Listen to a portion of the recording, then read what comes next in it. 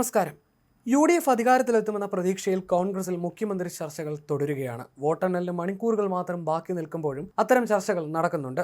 അതേസമയം ഫലം അനുകൂലമെങ്കിൽ എത്രയും വേഗം തീരുമാനമെടുക്കാനാണ് കോൺഗ്രസ് ഹൈക്കമാൻഡിന്റെ നീക്കം. ഫലം അനുകൂലമായാൽ ഉടൻ തന്നെ നിരീക്ഷകർ കേരളത്തിലെത്തും.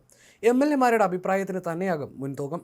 ഘടകകക്ഷികളുമായി ചർച്ച നടത്തിയതായിട്ടാണ് കേരളത്തിന്റെ ചുമതലയുള്ള AICC general secretary Deepa Das Munshi വ്യക്തമാക്കിയിരിക്കുന്നത്. ഘടകകക്ഷികൾ സ്വതന്ത്രമായ അഭിപ്രായം പറഞ്ഞിട്ടുണ്ട്. MLA-മാരുടെ അഭിപ്രായങ്ങൾ കൂടി തേടും. കോൺഗ്രസ് ഹൈക്കമാൻഡാണ് അന്തിമ തീരുമാനം എടുക്കുകയെന്നും ദീപാദാസ് മുൻഷി പറഞ്ഞു. വലിയ ആത്മവിശ്വാസമുണ്ടെന്നും വൻ മാർജിനിൽ ജയിക്കുമെന്നും ദീപാദാസ് മുൻഷി പറഞ്ഞു. അതിനിടെ പത്തനംതിട്ട കുന്നന്താനത്ത് VD സതീശനായും പരിമലപ്പള്ളിയിൽ ചെന്നിത്തലയ്ക്ക് വേണ്ടിയും പ്രത്യേക കുർബാനയർപ്പിച്ചു.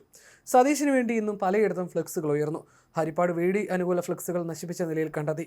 മലപ്പുറത്തും പത്തനംതിട്ടയിലും തൊടുപുഴയിലും ആലുവയിലും VD സതീശനായി ഫ്ലെക്സ് ബോർഡുകൾ വീണ്ടും ഉയർന്നു.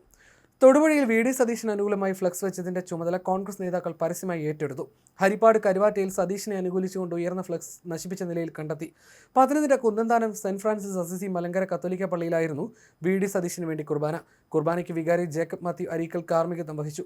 പരിമലപ്പള്ളിയിൽ രമേശ് ചെന്നിത്തലയ്ക്കായി യൂത്ത് കോൺഗ്രസ് പള്ളിപ്പാട് മണ്ഡലം പ്രസിഡന്റ് സിജോ കുഞ്ഞാടിയാണ് പ്രത്യേക കുർബാന അർപ്പിച്ചത്.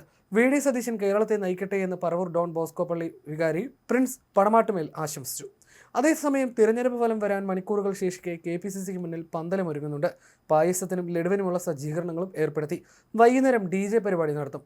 UDF വിജയം ഉറപ്പിച്ചെന്നാണ് കോൺഗ്രസ് നേതാക്കൾ പറയുന്നത്. വ്യക്തമായ ഭൂരിപക്ഷം UDFന് ലഭിക്കും. വലിയ ജനവികാരമായിരിക്കും LDFനെതിരെ ഉണ്ടാവുകയെന്നും കോൺഗ്രസ് നേതാക്കൾ പറയുന്നു. മറ്റന്നാൾ AICC നിരീക്ഷകർ പങ്കെടുക്കുന്ന സ്ക്രീനിംഗ് കമ്മിറ്റി യോഗം തിരുവനന്തപുരത്ത് ചേരും. മുഖ്യമന്ത്രി ചർച്ചയിൽ MLA-മാർ, KPCC ഭാരവാഹികൾ, മുതിർന്ന നേതാക്കൾ, ഘടകകക്ഷികൾ എന്നിവരുടെ അഭിപ്രായം ഹൈക്കമാൻഡ് തേടും. മുഖ്യമന്ത്രി സ്ഥാനത്തേക്ക് 3-ൽ കൂടുതൽ പേരുകൾ പരിഗണനയ്ക്ക് വരട്ടെ എന്നാണ് ഹൈക്കമാൻഡ് നിലപാട്. KPCC മുൻ അധ്യക്ഷൻ K. സുധാകരന്റെയും AICC ജനറൽ സെക്രട്ടറി KC വേണുഗോപാലിന്റെയും തട്ടകമായ കണ്ണൂർ ജില്ലയിലും പ്രതിപക്ഷ നേതാവ് VD സതീശനെ അനുകൂലിച്ചുകൊണ്ട് ഫ്ലക്സ് ബോർഡുകൾ പ്രത്യക്ഷപ്പെട്ടിരുന്നു. നാടിന്റെ കരുത്തിന് നട്ടലുള്ള നേതൃത്വം എന്ന വാചകത്തോടെ കാടാച്ചിറയിലും മട്ടന്നൂരിലുമാണ് പുതിയ ബോർഡുകൾ ഉയർന്നത്. കാടാച്ചിറയിലെ യൂത്തന്മാർ എന്ന പേരിൽ സ്ഥാപിച്ച ബോർഡുകൾ സതീശന്റെ നിലപാടുകളെ വാനോളം പുകഴ്ത്തുന്നുണ്ട്. 1000 തിരഞ്ഞെടുപ്പുകൾ തോറ്റാലും ഒരു വർഗീയവാദിയുടെ വോട്ട് പോലും ഞങ്ങൾക്ക് വേണ്ട എന്ന സതീശന്റെ വിവാദവും എന്നാൽ ശ്രദ്ധേയവുമായ പ്രസ്താവന ബോർഡിൽ എടുത്തു പറയുന്നുണ്ട്. ശനിയാഴ്ച രാത്രിയോടെ മട്ടന്നൂർ നഗരത്തിലും സമാനമായ ബോർഡുകൾ പ്രത്യക്ഷപ്പെട്ടത് നേതൃത്വത്തെ ഞെട്ടിച്ചിട്ടുണ്ട്. തിരഞ്ഞെടുപ്പ് ഫലം വരുന്നതിന് മുൻപേ തന്നെ സതീശനെ മുഖ്യമന്ത്രിയെ ഉയർത്തിക്കാട്ടാനുള്ള നീക്കം പാർട്ടിയിലെ മറ്റ് ഗ്രൂപ്പുകളെ പ്രകോപിപ്പിച്ചിരിക്കുകയാണ്. നേരത്തെ VS അച്യുതാനന്ദന് മുഖ്യമന്ത്രി പദം നിഷേധിച്ചപ്പോൾ CPM അണികൾ തെരുവിലിറങ്ങിയതിന് സമാനമായ വികാരമാണ് ഇപ്പോൾ കോൺഗ്രസ് പ്രവർത്തകർക്കിടയിലും പ്രകടമാകുന്നത്. സതീശനെ മുഖ്യമന്ത്രിയാക്കണമെന്ന ആവശ്യവുമായി അണികൾ പരസ്യമായി രംഗത്തിറങ്ങുന്നത് ഹൈക്കമാൻഡിനും തലവേദനയാകും. ശ്രീകണ്ഠപുരം കൊട്ടൂർ വയലിൽ നിയുക്ത മുഖ്യമന്ത്രിക്ക് അഭിവാദ്യങ്ങൾ എന്ന പേരിൽ നേരത്തെ ഉയർന്ന ബോർഡ് വലിയ വിവാദമായിരുന്നു. ഇതിനു പിന്നാലെയാണ് കണ്ണൂരിന്റെ വിവിധ ഭാഗങ്ങളിൽ വീണ്ടും ബോർഡുകൾ വരുന്നത്.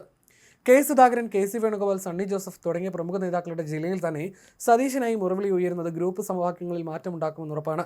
എക്സിറ്റ് പോളുകൾ UDFന് അനുകൂലമായതോടെ മുഖ്യമന്ത്രി കസേരയ്ക്കായി വടംവലി മുറുകുന്നുണ്ട്. സതീശനെ അനുകൂലിക്കുന്നവർ സോഷ്യൽ മീഡിയയിലും തെരുവിലും സജീവമാകുമ്പോൾ മറ്റ് മുതിർന്ന നേതാക്കളുടെ അനുയായികളും നിശബ്ദരല്ല. ഫലം വരുന്നതോടെ ഈ പോര് കൂടുതൽ രൂക്ഷമാകാനാണ് സാധ്യത.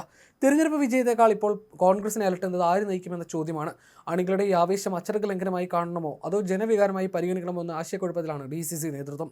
ഫലം പുറത്തു വരുന്നതോടെ ഹൈക്കമാൻഡ് പ്രതിനിധികൾ കേരളത്തിലെത്തി ഈ തർക്കത്തിന് പരിഹാരം കാണേണ്ടി വരും. അതുവരെ കണ്ണൂരിൽ ഉൾപ്പെടെയുള്ള ഈ ഫ്ലക്സ് യുദ്ധം തുടരുമെന്നും ഉറപ്പാണ്.